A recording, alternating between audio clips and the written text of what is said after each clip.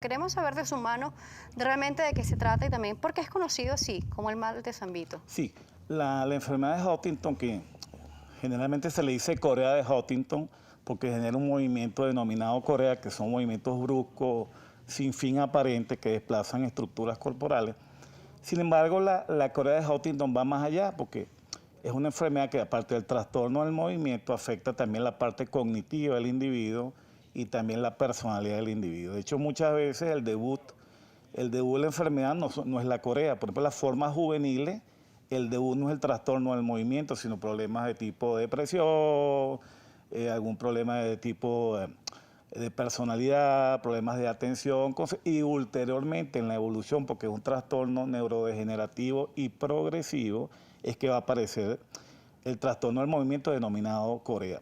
Debo decir que lo que mencionabas ahorita, que se le dice mal de San Vito porque no solamente existe la Corea de Huntington, existen varios tipos o formas de Corea. Corea de Sydenham o Sydenham, la Corea durante el embarazo, Corea gravídica, o la Corea que se asocia a ciertas enfermedades, por ejemplo, como el lupus.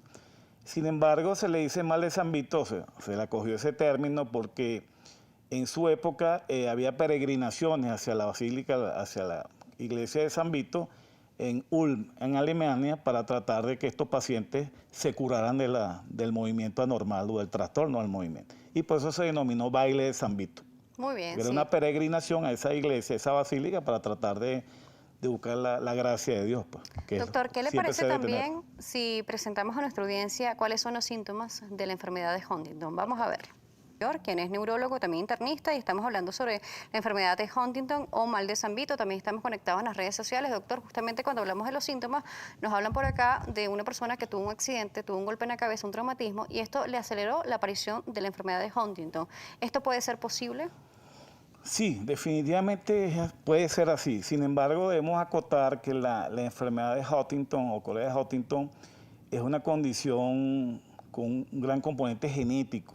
Hay que tener el gen para desarrollar la enfermedad. ¿Es hereditario? Es una enfermedad autosómica dominante, no, con una base Son genética. totalmente diferentes, sí, pero para entenderlo, porque a veces cuando hablamos de que son hereditarios o que son genéticos, a veces pensamos que es netamente hereditario, o sea, que si un familiar directo lo tuvo, yo lo voy a tener. En este caso sí, porque la transmisión es autosómica dominante, eso quiere decir que en un 50%, si yo soy descendiente de un progenitor que tuvo la enfermedad, yo probablemente lo voy a tener en un 50%.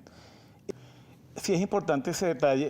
Definitivamente el espectro de aparición de la enfermedad de Huntington o Corea de Huntington es variable, pero se dice que hay un rango tan extremo como desde los 10 años hasta los 80. Sin embargo, hemos visto que más o menos la prevalencia mayor gira en torno entre los 20 años y los 70. Y ahí debemos diferenciar formas juveniles que inicialmente no parecen Huntington. De repente un joven que tiene problemas de equilibrio, de coordinación, de ataxia, que eso se llama ataxia, o puede tener crisis epilépticas muchas veces, un joven que...